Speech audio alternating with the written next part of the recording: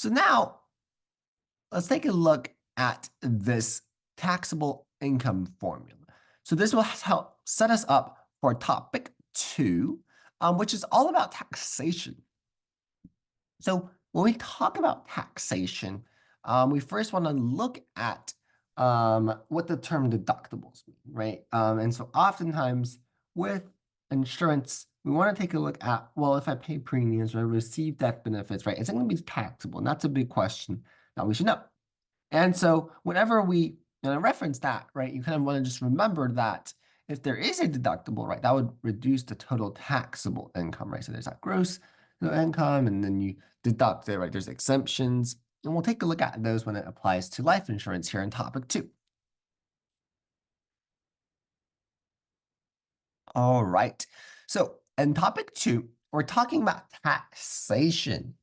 So let's just focus first on individual life. So we're kind of jumping back to individual life here. I know in topic 1, we've talked about group life insurance, but we also want to talk about individual life insurance, taxation, right? And then we'll go back to the group life insurance taxation. So with individual life, remember these are your ordinary whole life policies, your variable whole life policies, variable universal life policies, index universal life policies, right, etc. Right. So those are all of the policies that we've talked about in the previous modules. So we first want to start off on premiums, right? So by now we should know what the term premiums are. And remember, usually when individuals make premium payments, they are actually not tax deductible. Now we'll take a look at why in just a moment. And hopefully it'll make a little bit of sense. But for now, right, premiums are not tax deductible. But proceeds are, right? So death benefits are tax-free to beneficiaries, right? So if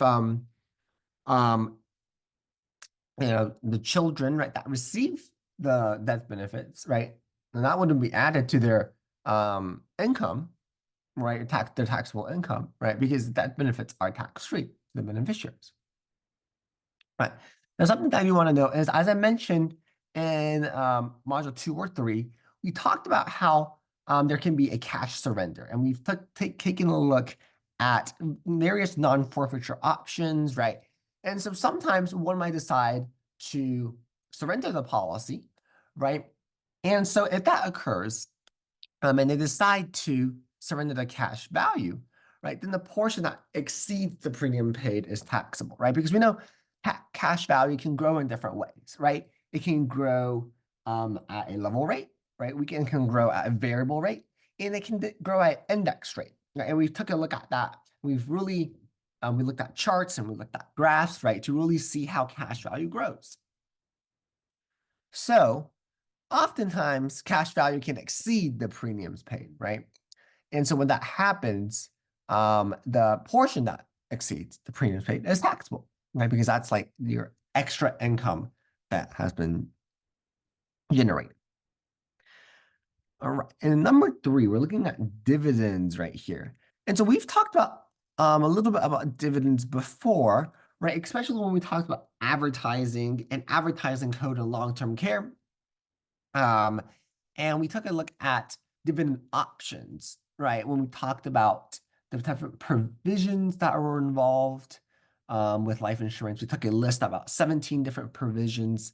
And now remember that with dividends, something that we want to take note is that, right, during advertising, we can't mention that dividends are guaranteed because they're not, right? But in the case that a policy owner does receive dividends, they're not taxable, okay, because they're a return of premium.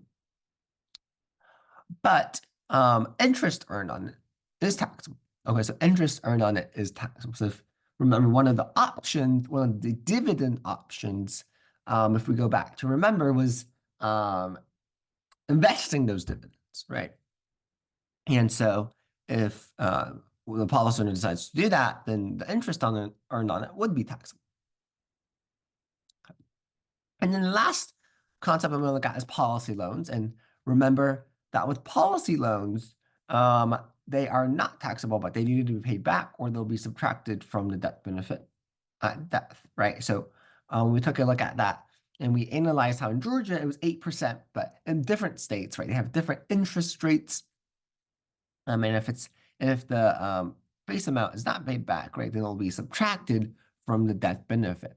Okay, so this is kind of a quick rundown of life insurance taxation, and we do need to know with premiums, with the proceeds, the cash value dividends, and policy loans, what the taxation policies are. Okay.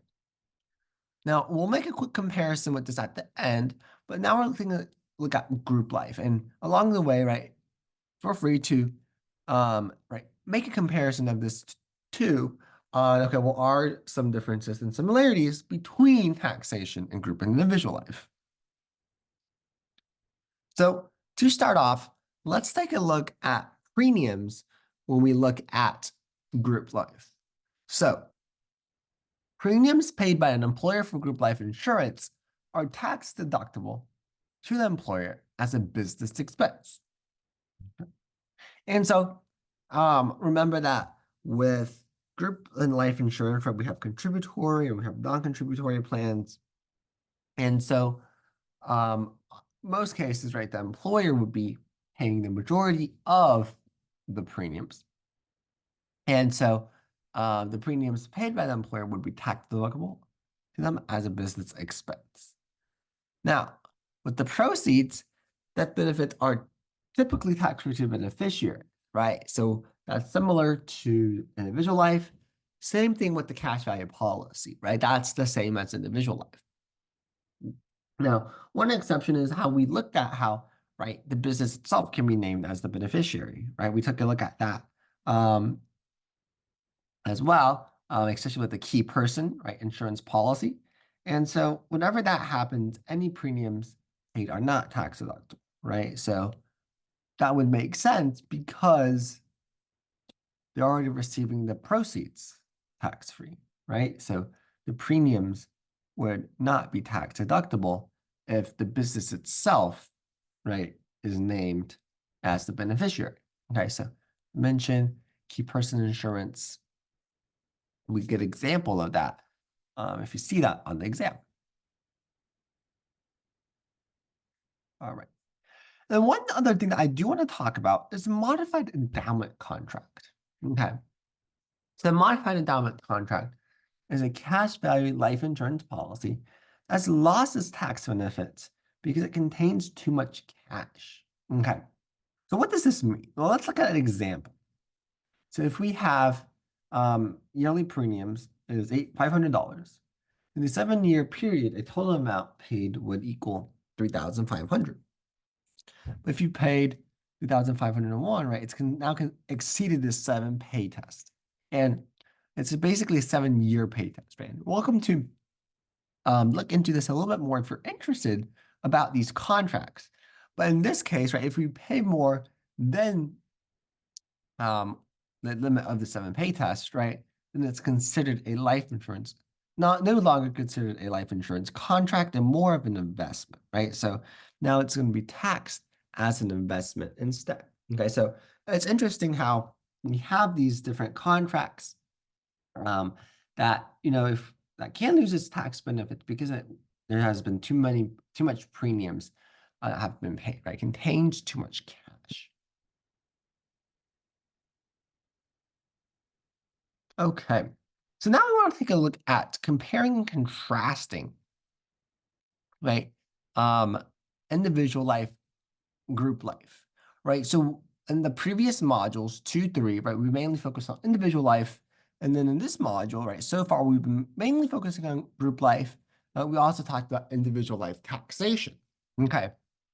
And now, in order to review all these concepts, right, we kind of want to take a look at, right, organizing our individual life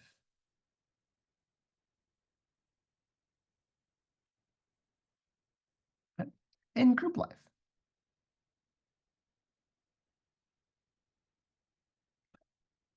And feel free to pause this recording to take a look at it, try to fill it out yourself, and take a look at, all right, what are the individual, right, differences what are the group life insurance differences, and what are some similarities that exist between both of them.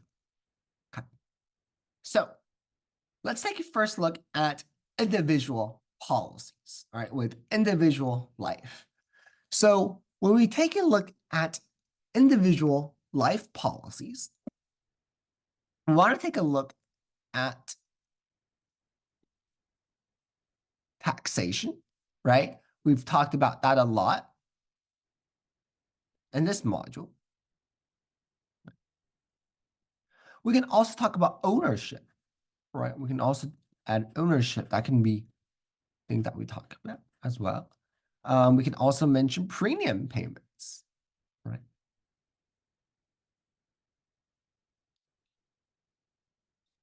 Okay.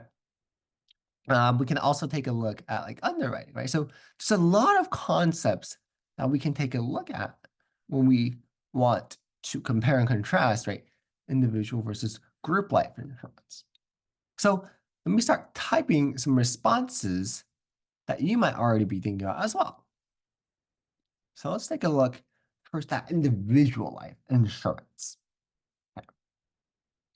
So with individual life, we know that with what we just talked about with taxation, right, that the premiums are not tax deductible. But the death benefits are tax-free, right, to beneficiaries.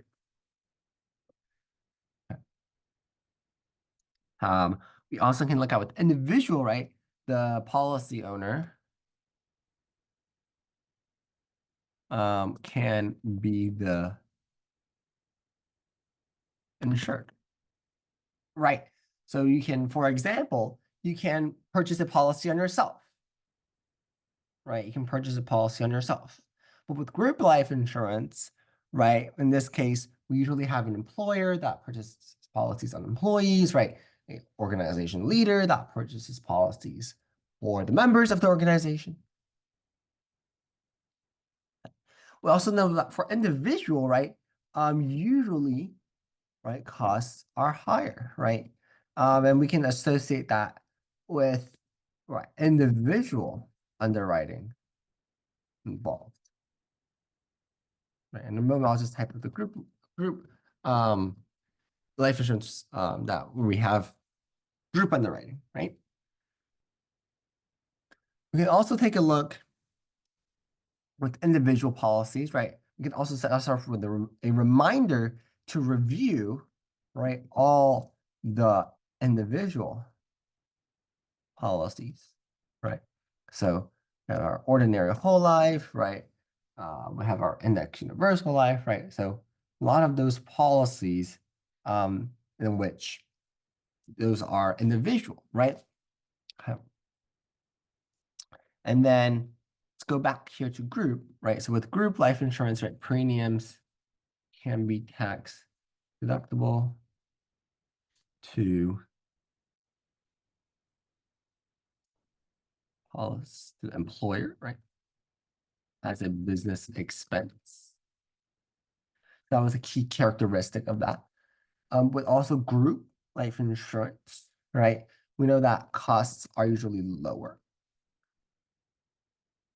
We know that group underwriting is involved.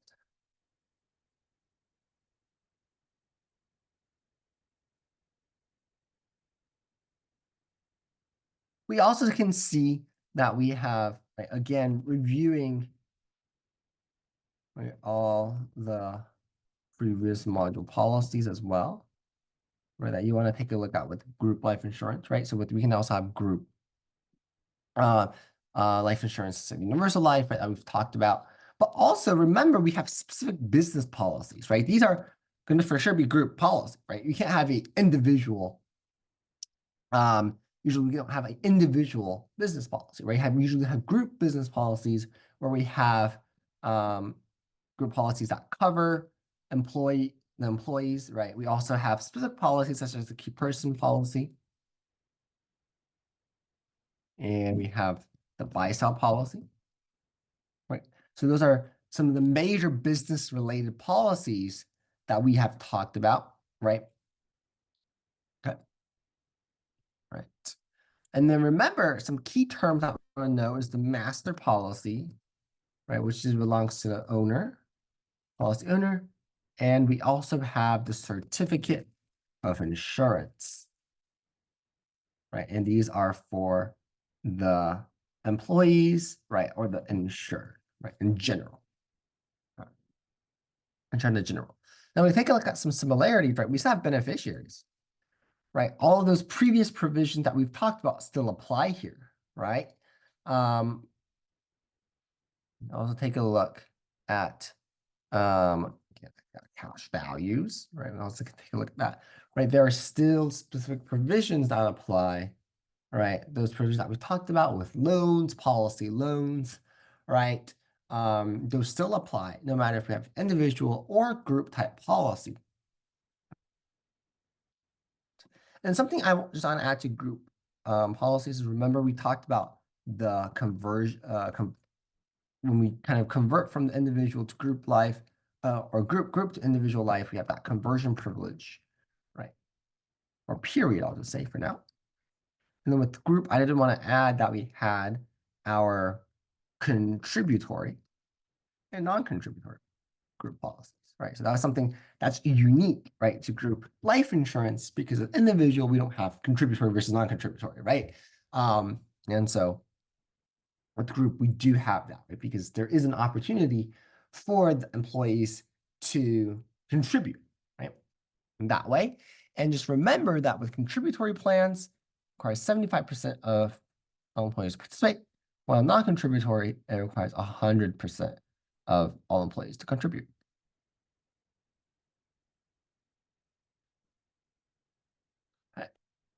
All right, and this is just a kind of general list of some of the similarities and differences, but for sure, right, if you have any other ones that we've talked about in the previous modules or that you know from your provider course, you're welcome to add that right to your list and use that to study too.